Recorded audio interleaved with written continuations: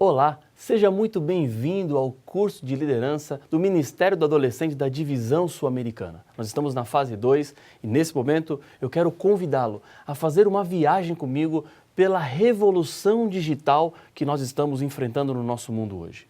O tema da palestra de hoje será a mídia do bem versus a mídia do mal. Você já reparou como nós hoje estamos completamente envolvidos pelo mundo digital? Você líder, você professor, faz parte do mesmo grupo que eu faço, que são aqueles que nasceram em um mundo onde ainda não estava totalmente envolvido pelo digital e que com o passar do tempo nós nos vimos inseridos nesse mundo digital. E hoje o nosso desafio se torna cada vez mais intenso, cada vez mais forte, cada vez mais específico. Nós precisamos falar a essa nova geração de nativos digitais. Portanto, aperte o seu cinto aí, vamos juntos fazer esta viagem e buscarmos ferramentas, buscarmos estratégias e ideias para que o nosso ensino para os adolescentes seja cada vez mais relevante. Eu quero convidá-lo a abrir a sua Bíblia para começarmos o nosso estudo. Está o texto no Evangelho de Marcos, no capítulo 16 e o versículo 15. Você vê a referência do verso na tela. Vamos ler juntos este verso. Diz assim a Bíblia: E disse-lhes, quem está dizendo aqui é o próprio Jesus, ide por todo o mundo e pregai o Evangelho a toda a criatura. Há um outro verso também importante, está em Apocalipse, capítulo 14 e o versículo 6, nesse mesmo contexto. Apocalipse 14 trata das 3 mensagens angélicas. E essas 3 mensagens angélicas são mensagens que Deus envia ao seu povo nos últimos dias da história da humanidade. E aqui em Apocalipse 14, versículo 6, diz assim a Bíblia, palavras de João: Vi outro anjo voando pelo meio do céu, tendo um evangelho eterno, para proclamar aos que habitam sobre a terra e a toda nação, e tribo, e língua, e povo. Isso significa que o nosso desafio é pregar o evangelho para o mundo inteiro. Diante disso, nós nos deparamos com uma sociedade cada vez mais tribalizada, como dizem alguns. Há nichos específicos de pessoas com pensamentos diferentes, com influências diferentes, e aqueles que ensinam, e aqueles que pregam, e aqueles que têm a responsabilidade de conduzir, principalmente adolescentes, no conhecimento dessa verdade. É imprescindível entendermos um pouquinho melhor como as pessoas, como os adolescentes estão pensando nos nossos dias. Há uma frase que eu gosto bastante, escrita por John Stott. A frase diz assim: os melhores pregadores. Bom, você pode colocar aqui, de vez de pregador, os melhores professores, os melhores instrutores, são diligentes. São pessoas que conhecem as pessoas do seu bairro, conhecem a congregação e que compreendem o cenário humano com toda a sua dor, prazeres, glória e tragédia. Isto significa que nós precisamos conhecer exatamente como as pessoas estão vivendo, quais são as influências que elas recebem, porque isso vai fazer com que nós nos tornemos professores mais eficientes, professores mais eficazes. Cada geração defronta-se com um problema, diz o autor dessa citação, que é falar de maneira comunicativa no tempo no qual vive. Ele continua dizendo, é problema que não pode resolver sem uma compreensão da situação existencial em constante mudança com que se defronta. Para que consigamos comunicar a fé cristã de modo eficiente, portanto, temos que conhecer e entender as formas de pensamento da nossa geração. É por isso que esse treinamento está sendo levado até você, para conhecermos um pouquinho mais o pensamento da nossa geração. Há uma foto que eu gosto bastante. Esta foto está aí na sua tela, mostra como o mundo hoje está dividido e dividido pela comunicação. De um lado, você encontra aqueles que são os nativos digitais. São aqueles que nasceram em um mundo online. Eles não sabem o que é a vida sem internet. Eles não sabem o que é um mundo sem smartphone, sem tablets. Do outro lado, você tem aqueles que nasceram em um mundo onde essas coisas não existiam. e que em um determinado momento passaram a conhecer, descobriram essas ferramentas e como essas ferramentas podem nos ajudar a sermos mais relevantes naquilo que fazemos. Nesse mundo dividido pela comunicação entre os nativos digitais e os imigrantes digitais, existem formas de pensamento completamente diferentes. Eu tenho em casa 2 filhas. Uma tem 10 anos e outra tem 8 anos. As minhas 2 filhas são legitimamente nativas digitais. Se você tiver um problema com o seu smartphone ou com o seu tablet e uma delas estiver por perto, pode entregar na mão delas e pedir a elas o que é que você precisa ser resolvido, que elas vão resolver. E o mais interessante é que elas resolvem esses problemas sem nunca terem feito nenhum curso, sem eu nunca ter ensinado nada para elas, sem eu nunca ter parado para dizer como é que se faziam configurações desses equipamentos. Elas aprenderam, porque para esses nativos digitais tudo é muito intuitivo. Eles têm uma certa intuição e as coisas acontecem de forma muito natural. Alguns dias atrás eu fui na casa de um amigo. Estávamos conversando na sala da casa dele e na mesa de centro tinha uma revista. E a revista estava com a contracapa virada para cima e na contracapa tinha foto de um tablet e na tela do tablet estava a propaganda. Conversava com ele quando o seu filho de 1 ano e meio entrou na sala. Eu de um lado, meu amigo do outro lado, conversando, a mesa aqui, a revista, e eu vi o garotinho entrando na sala e indo em direção à revista. Ele pegou a revista e viu a foto do tablet na contracapa e ele pegou assim com o seu dedinho e começou a fazer assim, na capa da revista. E sabe o que aconteceu? Nada, porque é uma revista. Mas na cabecinha daquele garoto, um tablet tem que ter interação, tem que ter troca de imagens, tem que ter movimento.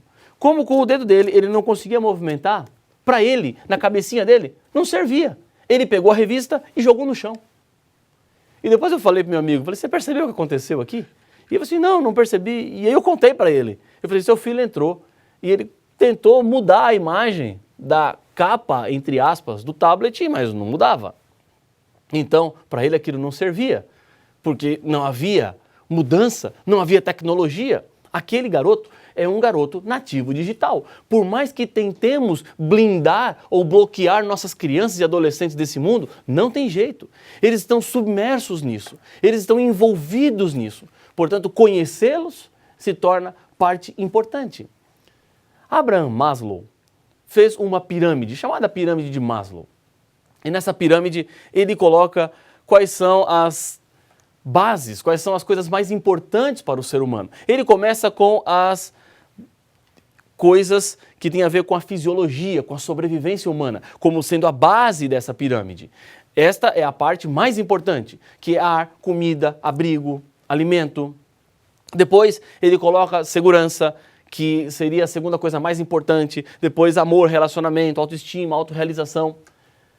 Mas para os nossos dias, algumas pessoas acrescentaram uma outra base à pirâmide de Maslow. Não é mais a fisiologia, porque para alguns mais importante do que água, ar, comida, tornou-se o Wi-Fi, as redes sociais. Se um dia você for receber um adolescente na sua casa, ele não está muito preocupado com a comida, ele não está muito preocupado onde você mora, mas a pergunta que ele vai lhe fazer é, qual é a senha do Wi-Fi? Porque parece que estar conectado é algo imprescindível, é importantíssimo. Conhecer o Wi-Fi, então, é parte importante e fundamental. Um dos sinais que deixam os adolescentes preocupados hoje é sem serviço. Ou aquela rodinha de processamento, porque ainda o serviço não está disponível. Para isso, alguns então colocam até uma outra base antes do Wi-Fi, que é a bateria, nessa mesma pirâmide de Maslow. Ou seja, vão se acrescentando elementos que têm a ver com a revolução digital, como se eles tivessem se tornado mais importantes do que aquilo que nós somos. Para algumas pessoas, estar sem o equipamento digital é como sair de casa sem alguma peça de roupa, faltando alguma coisa. Parte daquilo que você é, porque você não pode passar um dia desconectado. Ora, vejam, nós somos imigrantes digitais. Isso já se tornou parte da nossa cultura. Ora, pense o impacto disso naqueles que já nasceram nesse mundo, que já cresceram com o digital. Eles não sabem viver sem essas coisas, porque isso faz parte daquilo que eles são. Por isso, dentro dessa revolução digital, nós precisamos abrir a nossa mente, porque existe a mídia do bem e existe a mídia do mal.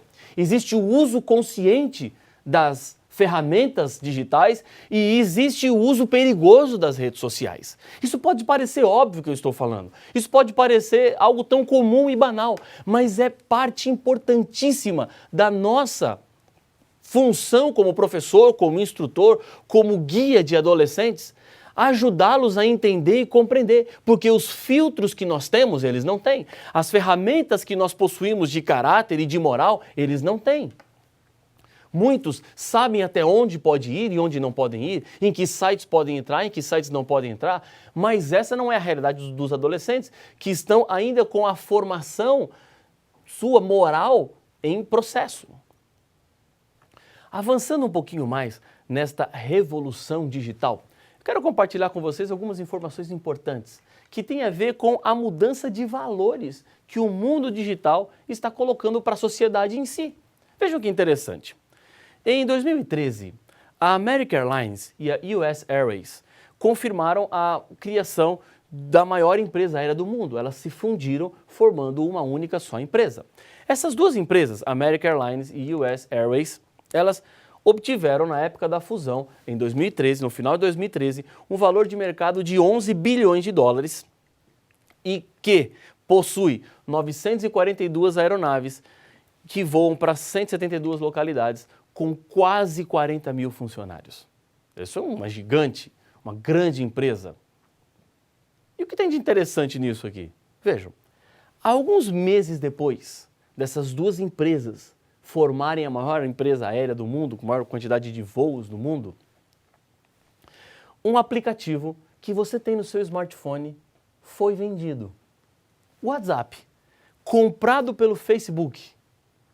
E o que chama mais atenção é que esse aplicativo foi comprado por 16 bilhões de dólares.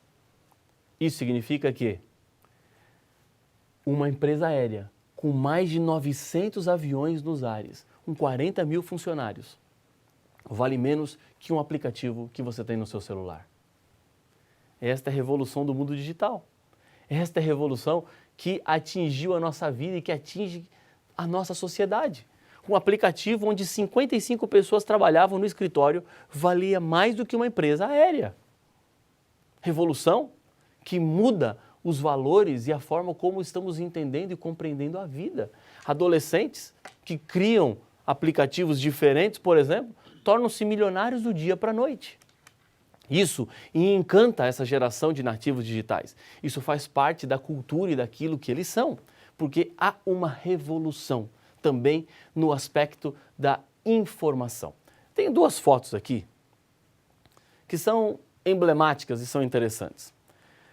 Elas têm 8 anos de diferença uma para outra. Foi tirada no mesmo lugar. Os eventos são eventos que tinham a ver, por exemplo, com a vida do Papa.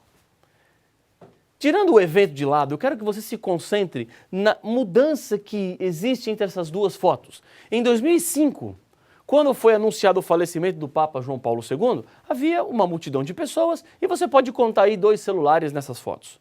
8 anos depois, quando houve o anúncio de um novo Papa, você olha para o mesmo lugar e percebe que as pessoas estão todas com suas plataformas digitais fazendo a sua cobertura do evento. Fotos, imagens, é aquilo que hoje nós somos, é aquilo que faz parte da nossa vida, porque essa revolução digital faz com que o volume de informações seja um volume absurdo. Por exemplo, todos os dias mais de 3 mil novos livros são publicados. É um número grandioso. Mais de 1 bilhão de tweets são enviados por semana no Twitter.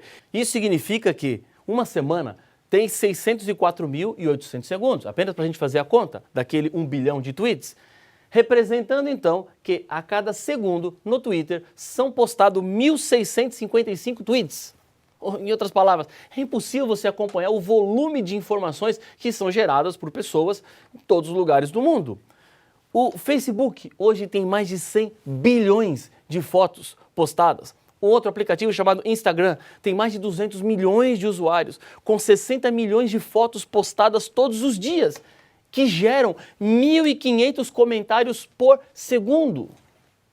Este é o mundo que os nativos digitais estão convivendo e que estão aprendendo dele.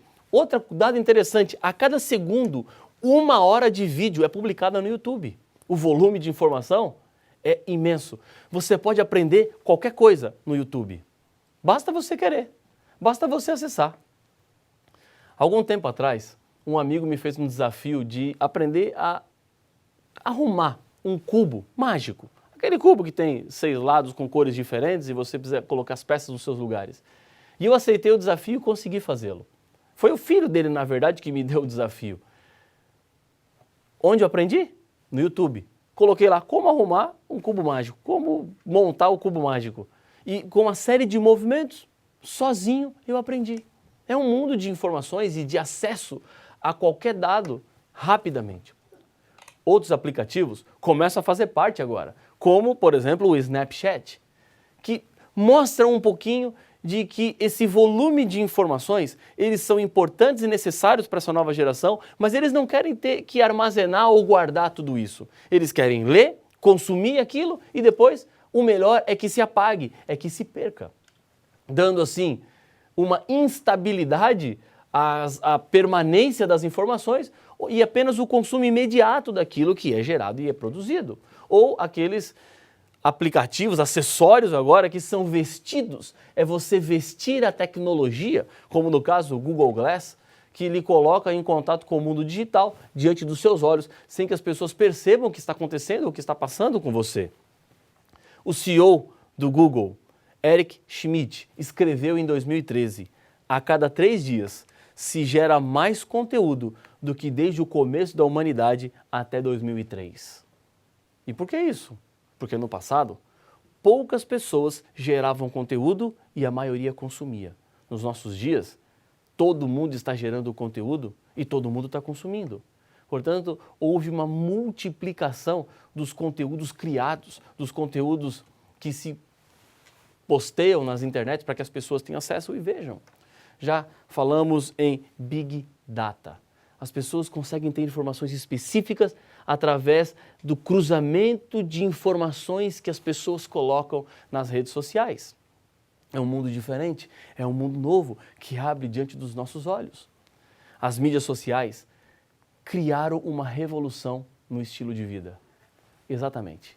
Nós já não somos mais como éramos, porque através dessas mídias sociais a nossa vida foi mudando e muitos nem perceberam que ela mudou. Um exemplo é como nós influenciamos, como as mídias sociais mudaram a nossa vida. Como eu disse a vocês, nós estamos numa era onde as pessoas produzem informação. Mas, mais importante do que a informação, nós precisamos sair da informação e ir para a inovação. Porque com um volume assustador de materiais sendo produzidos, torna-se muito mais difícil você se destacar.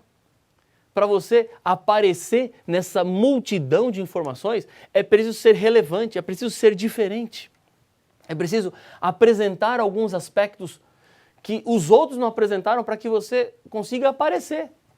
Porque senão, fatalmente, você será apenas mais um conteúdo no meio de muitos. Um desses exemplos, por exemplo, é o YouTube. Existem pessoas que no passado entraram no YouTube para serem conhecidos do grande público, para que talvez uma grande emissora de televisão conhecesse e contratasse. Mas sabe o que aconteceu? Essas pessoas cresceram tanto no YouTube que hoje já não têm interesse em ir para nenhuma emissora de televisão tradicional e normal, comum, porque para eles é melhor ficar na internet. Dessa nova geração. Por que ficar na internet é melhor? Para os nativos digitais, não faz sentido você ter que esperar até as 8h30 da noite para assistir um noticiário. Você vê a notícia, você lê a notícia, a hora que você quiser. Por que eu tenho que esperar até a hora que a emissora quer me dar aquela informação? Eu assisto a hora que eu quiser. Eu não tenho tempo, eu não tenho aquela hora, eu não estou disponível naquele momento. O conteúdo fica no mundo digital para que eu tenha acesso a ele no momento que eu mais queira. Isso é diferente para nós. imigrantes digitais? Porque nós aprendemos a esperar, aprendemos a aguardar um momento para assistir um filme. Para esses nativos digitais, não. Eles vêm a hora que eles quiserem, no momento que eles quiserem, do jeito que eles quiserem. É uma revolução que impactou o estilo de vida, como pensam, a cultura do nosso tempo. Inovar, lembre-se, para esses indivíduos nativos digitais, significa experimentar mais e planejar menos. Parece tão contraditório daquilo que nós aprendemos. Primeiro você planeja, depois você faz. Para eles, não. Primeiro, faça. Depois você para planejar. Depois você para pensar um pouquinho em como você pode fazer, de que jeito você poderia fazer, porque a prática lhe ensina muito mais do que o planejamento. Entre na piscina e depois você aprende a nadar. É mais ou menos isso o que essa geração está fazendo nos nossos dias. Outra coisa, as mídias sociais também mexeram na forma como nós aprendemos as coisas, porque a informação está disponível para todo mundo. O professor não é mais aquele que detém a informação e o aluno não sabe a informação e vai receber do professor. Todos têm informações o tempo todo. O professor agora se torna um condutor, aquele que vai ajudar os seus alunos em duas coisas. Primeiro, onde encontrar a informação. E segundo, como trabalhar com essa informação, como utilizar essa informação. Marca de uma revolução, marca de uma nova vida. Há uma outra coisa que me chamou a atenção esses dias, numa matéria que foi publicada pela Veja Digital, e diz assim: pesquisa comprova que crianças de até 1 ano sabem usar o iPad. Agora, olha o que diz o subtítulo. Enquanto alguns adultos têm dificuldades com a tecnologia, os pequenos são especialistas e aprendem rápido. Porque o desenvolvimento cerebral dos nativos digitais tornou-se diferentes. Áreas do cérebro foram desenvolvidas por causa desse mundo que eles nasceram, desse mundo que eles cresceram, por causa da carga que eles recebem, mesmo sendo muito pequenos. Então aprendemos diferente. Não só aprendemos diferente, mas trabalhamos de maneira diferente. As pessoas hoje trabalham com redes sociais. Há empresas que dedicam tempo, que dedicam profissionais, que dedicam pessoas para estudarem os movimentos das redes sociais e fazerem-se presentes lá, para que o grande público tenha conhecimento daquilo que eles estão fazendo. Há também uma revolução do tempo gasto, como nós estamos investindo o nosso tempo. Dados do Facebook dizem que as pessoas gastam 700 bilhões de minutos por mês no Facebook. Apenas para você fazer uma conta, cada dia tem 1.140 minutos. Se você fizer uma conta de 700 bilhões, você vai ver quanto tempo a humanidade hoje está investindo em redes sociais. A revista Veja, recentemente, publicou uma matéria interessante, nessa revista que você vê a capa aí, do dia 22 de julho de 2015. Uma das matérias da revista falam sobre os robôs. Esses robôs que são alimentados por algoritmos começam a fazer trabalhos que antes eram trabalhos especificamente de seres humanos.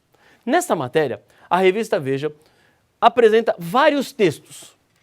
E nesses textos, ela pede para que o leitor faça uma enquete. Ele pode selecionar, dizendo que o texto que ele acabou de ler foi um texto produzido por uma pessoa, por um ser humano, ou foi um texto produzido por uma máquina, por um computador. Como assim? É isso mesmo que eu estou lhe dizendo. Uma máquina pode escrever um texto todo. Ela pega a informação da internet sem que ninguém peça e ela compõe um texto. Aqui eu trouxe exemplos de texto. Olha aqui, um deles. Esse texto aqui, que a revista Veja apresentou, foi um texto escrito por uma máquina. Na última terça-feira, a Apple divulgou um lucro líquido de 18,02 bilhões de dólares no primeiro trimestre. Os resultados superaram as expectativas dos analistas de Wall Street. A fabricante de iPhones, iPads e outros produtos registrou um faturamento de 74,6 bilhões de dólares no período, superior às previsões do mercado. O esperado pelos analistas era que a receita fosse de 67,38 bilhões. Uma máquina fez esse texto, todinho. Como é que ela compôs esse texto? Com informações que ela tirou da rede. Ela detectou a informação do lucro da Apple divulgado, as previsões do mercado, o que ela faz, o que ela fez, e ela compôs esse texto. Não foi um texto feito por um ser humano, mas um texto feito por uma máquina. Outro exemplo está aqui, ó. é a que se sente ante essas coisas, que conservando outras guardadas, ameaçam mais com disparar do que com a coisa que disparam. Uma máquina compôs esse texto. Uma máquina compôs uma frase. Talvez estejamos mais próximos daquela realidade entre uma vida entre seres humanos e máquinas do que você imaginava. Outro ponto, como nós nos divertimos. Há pessoas que gastam boa parte do seu tempo com a tecnologia, uma tecnologia que recria a nossa realidade. Outro ponto, nós estamos diante de uma geração gamificada, uma geração que está vivendo e que gosta de games. Boa parte dos aplicativos que eles têm nos celulares ou nos seus tablets são aplicativos de jogos. Você conhece esse país aqui? Olha para ele, olha para esse mapa. Já ouviu falar? Esse é um país que não existe no mundo real, mas esse é um país que existe num jogo chamado World of Warcraft. Chama-se Azeroth. Este jogo é um jogo multiplayer online que tem hoje mais de 10 milhões de usuários que pagam $15 por mês para jogarem. Deu para fazer uma continha rápida? $15, 10 milhões de pessoas. Qual é o lucro líquido desse jogo? É algo grandioso, mas que faz parte da geração da qual eu e você temos o desafio de influenciar e impactar com as verdades do Evangelho, a mídia do bem e a mídia do mal. O que vamos fazer como igreja? O que vamos fazer como professores? O que vamos fazer como instrutores de adolescentes? Vamos nos isentar e nos ausentar de tudo isso? E achar que tá bom assim? E achar que nós podemos levantar as nossas vozes com argumentos contrários a essa digitalização dos nativos, achando que assim nós conseguiremos protegê-los? Eu tenho certeza que não. O que nós precisamos é conhecer as ferramentas e saber que essas mídias em si, elas são neutras. O uso que se faz delas pode ser positivo ou pode ser negativo. O que precisamos é conhecer cada uma delas, entendê-las e ajudar aqueles que estão sob a nossa supervisão, aqueles que estão sob a nossa responsabilidade a andarem pelo caminho seguro e correto, usando essas mídias para o bem. Outra forma que as mídias sociais e a revolução digital nos mudou é como nós estamos criando as coisas.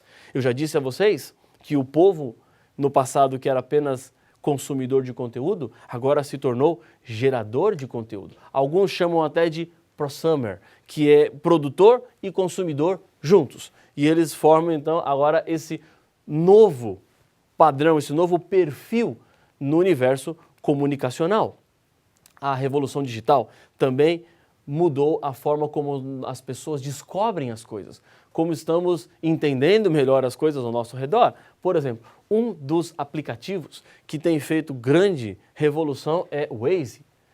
Este aplicativo é responsável pela diminuição acentuada do mercado de GPS, por exemplo, porque o Waze faz um serviço que o GPS não faz. Ele recalcula a rota enquanto você está em movimento. Se um acidente é detectado no seu percurso, internautas que usam o aplicativo avisam do acidente, falam que está o trânsito travado e o aplicativo, sem perguntar para você, aquilo que alguns chamam até de efemeridade, recalcula a sua rota, tira você daquele trânsito até que você chegue ao seu ponto de destino da melhor forma e o mais rápido possível. Parte da revolução, que nós conhecemos o mundo sem isso e os nativos digitais não conhecem o mundo sem isso. Outras plataformas começam agora a questionar valores antigos de mercado, como por exemplo o Uber, que coloca em xeque o serviço dos táxis, por exemplo. Você pode chamar alguém, pagar por uma carona bem mais barato, de forma mais acessível, mais rápida, mais simples e com segurança que muitas vezes as pessoas encontram ao saírem nas ruas e ficarem procurando um táxi, que também já tem aplicativos para você chamar táxi. Mas as coisas vão mudando, mudando, o serviço digital vai chegando a cada um de nós. Outro ponto, como nós reclamamos. Como se reclama? Muitos já não ligam mais para o serviço de atendimento ao consumidor das empresas, mas eles vão para a internet. Existem diferentes sites que oferecem um serviço de reclamações e que fazem contato com as empresas e que o nome das empresas ficam lá e elas têm interesse em rapidamente resolver o problema para que o seu nome não fique exposto. Esta revolução leva também jovens a saírem às ruas para protestarem por formas diferentes de governo, protestarem por melhorias na qualidade de vida. Há um livro chamado Tweets and the Streets. E aqui o autor, Paulo Gerbaldo, escreve como as mídias sociais estão afetando o ativismo contemporâneo. Ele faz uma análise de diferentes movimentos e talvez você se recorde, em dezembro de 2010 até abril de 2011, quando aconteceu a Primavera Árabe, que começou com um jovem chamado Muhammad Bouazizi, que ele ateou fogo no seu próprio corpo, protestando na Tunísia por melhores condições de vida. O seu movimento gerou com que outras pessoas também se engajassem nessa luta. O movimento foi crescendo e alguns resultados aconteceram. Em janeiro de 2011, o presidente da Tunísia, Zine El Abidine Ben Ali, saiu. Ele estava no cargo desde 1987. No Egito, que também os jovens foram às ruas para protestar, inspirados por aquilo que aconteceu na Tunísia, o presidente Hosni Mubarak renunciou no dia 11 de fevereiro. Ele estava 30 anos no cargo. O movimento continuou para outros lugares, foi para a Líbia e lá o presidente Muammar al-Gaddafi fugiu e foi morto com um tiro na cabeça, depois do movimento dos jovens. No Iêmen, Ali Abdullah Saleh, que estava no governo há 35 anos, assinou um documento e deixou o poder. Assim aconteceram essas revoluções. Depois, outras mais vieram, como por exemplo na Espanha, em fevereiro de 2012, no Brasil, em junho de 2013, em março de 2015 e agora uma nova manifestação marcada para o mês de agosto, que deram início, essas manifestações, aos chamados rolezinhos, onde jovens da periferia começaram a entrar nos shoppings dos centros das cidades para fazer os seus movimentos sociais, diferente desse movimento das ruas, mas também um movimento que começou nas redes sociais. Venezuela e Ucrânia, que tiveram movimentos no janeiro e fevereiro de 2014 de forma simultânea. Ou seja, usa-se as redes sociais para promover o ativismo. E às vezes eu paro para pensar, o que nós poderíamos fazer se inspirássemos esse mesmo ativismo que esses jovens estão encontrando nas redes sociais para protestarem contra governo, protestarem contra qualquer outra situação da localidade ou política, usássemos para que jovens saíssem às ruas para proclamar o Evangelho, para proclamar quem é Jesus e o que Ele está fazendo. Essa é a mídia do bem, essa é a mídia positiva, essa é a mídia que influencia. Nós não podemos hoje pensar em pregar o Evangelho a todo mundo sem o uso das mídias sociais, sem o uso das redes sociais, sem usar estas redes para o bem. Nós mudamos a forma como nós festejamos, comemoramos, como celebramos. As pessoas fazem aniversário e colocam no Facebook que fazem aniversário para receberem as felicitações das pessoas. Como nós influenciamos as pessoas. Há indivíduos que hoje são influentes na cabeça dos adolescentes e jovens e que estão basicamente nas redes sociais. Iberê Tenório, Irmãos Piologo, Felipe Neto, Kéfera, Lucas Rangel, Whindersson Nunes, são nomes que talvez você não conheça. Mas se você perguntar para os adolescentes da classe que você ensina, eles vão conhecer. Eles sabem quem são. Fazem parte do universo deles. São pessoas que estão sendo influenciadas por esses indivíduos, pelos grandes canais do YouTube, como Porta dos Fundos, Parafernália, Galo Frito, 5 Minutos. É desses autores, dessas pessoas, desses canais, que muitos deles estão absorvendo informações. E nós precisamos ser um contraponto a tudo isso e apresentar Jesus como a saída e a solução para todos os problemas da vida deles. Algumas mega tendências fazem parte do nosso futuro. Por exemplo, a internet mobile. Cada vez mais, os nativos digitais usarão a internet nos seus smartphones. Não é necessário mais sentar num computador parado. A internet está em todo lugar. A internet tornou-se ubíqua. Você tem acesso a ela em qualquer ponto, de qualquer jeito. Outras coisas são interessantes para a gente pensar. Ser inovador nos nossos dias é fazer diferente aquilo que os outros fazem igual. Inovar na área do ensino do adolescente é fazer diferente, é buscar formas diferentes. Nós estamos nesse tempo de efemeridade, onde tudo passa muito rápido, onde os valores passam muito rápido. Nós precisamos acelerar a nossa entrada nesse mundo digital e sair rápido, quando seja necessário sair. São entradas e saídas específicas. Outro ponto que eu quero compartilhar com vocês. Nós estamos num mundo multiplataformas. Os adolescentes são multiplataformas. Eles podem assistir televisão, conversar no telefone e dar atenção para alguém que está perto deles. Essa multiplataforma não é apenas no mundo digital, mas também na forma como eles estão vivendo. o mundo de comunicação tem criado outros nichos, novos nichos. Portanto, é imprescindível que nós entendamos desta particularidade que encantou e que faz parte do mundo dos adolescentes. Há também uma outra coisa, uma observação. Com toda esta carga, o que nós já percebemos é que alguns adolescentes já começam a ficar cansados de tanta informação. É um mundo com uma sobrecarga exaustiva e alguns se cansam. E é aí que nós precisamos apresentar Jesus como aquele que pode dar alívio, porque ele diz assim: vinde a mim os que estão cansados e sobrecarregados, e eu vos aliviarei. Este mundo que lhe coloca no conectado e no digital o tempo todo lhe sobrecarrega, mas Jesus pode te dar alívio nesses momentos mais difíceis. Esse tempo real e sobrecarga de informações faz com que aplicativos surjam no mercado como Periscope, Meerkat, onde as transmissões são feitas em todo o tempo. As pessoas estão em qualquer lugar e entram na transmissão. Outra coisa, estamos também em um tempo onde existe uma certa tensão. A tensão gera atenção. Esta atenção que as pessoas tanto procuram, muitas delas buscam criando essa tensionalidade. Figuras que são controvertidas, figuras que são polêmicas, são aquelas que nos nossos dias acabam ganhando maior projeção. Agora, o que eu entendo que nós precisamos fazer e ajudar os adolescentes a fazerem? Primeiro ponto, consagrar as mídias sociais para o evangelismo. É entregar o Facebook para Jesus, é entregar o Twitter para Cristo, usar as suas ferramentas sociais para influenciar, para ajudar, para inspirar, e não apenas para protestar ou informar. As mídias sociais são uma ferramenta poderosa que nós temos para ajudar as pessoas a entenderem quem é Jesus, o que ele representa e o que significa a sua vida e a sua morte. Consagrar as mídias sociais tem sido algo fundamental. Algumas vezes em encontros de adolescentes e jovens eu tenho feito esse apelo. Aqueles que querem usar as suas redes sociais para pregar o evangelho, que venham à frente, que eu quero orar por eles.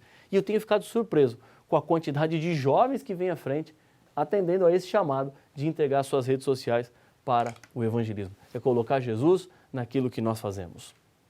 E para concluir, eu quero deixar um pensamento de Ellen White. Um pensamento que está no livro Fundamentos da Educação Cristã, na página 409. Vai aparecer aí na sua tela. Diz assim Ellen White: as invenções da mente humana parecem proceder da humanidade, mas Deus está atrás de tudo isso. Ele fez com que fossem inventados os rápidos meios de comunicação para o grande dia de sua preparação. Isso significa que, por trás de todo esse avanço tecnológico, por trás de todo esse avanço comunicacional, está Deus conduzindo todas as coisas. E está Deus direcionando para que, através desses meios, consigamos chegar a outras pessoas, a tribos, a nações, a línguas e povos, como lemos no começo desse seminário, que é o nosso objetivo, que é o nosso ideal. Conhecendo as redes sociais, conhecendo os meios e a influência que ela faz na vida das pessoas, nós precisamos usá-las para o bem. Entender que há perigos, entender que há ferramentas que são perigosas, mas existem também ferramentas que podem ser usadas de maneira positiva para que mais pessoas conheçam, para que mais pessoas entendam de Jesus, do seu amor e da sua salvação. Que Deus lhe abençoe na sua missão de ser um instrutor para adolescentes, conhecendo as ferramentas, aplicando os meios, consagrando-as ao Senhor e assim influenciando pessoas para viverem com Jesus, não só nessa vida, mas viverem para sempre. Que Deus esteja contigo hoje e sempre. Amém.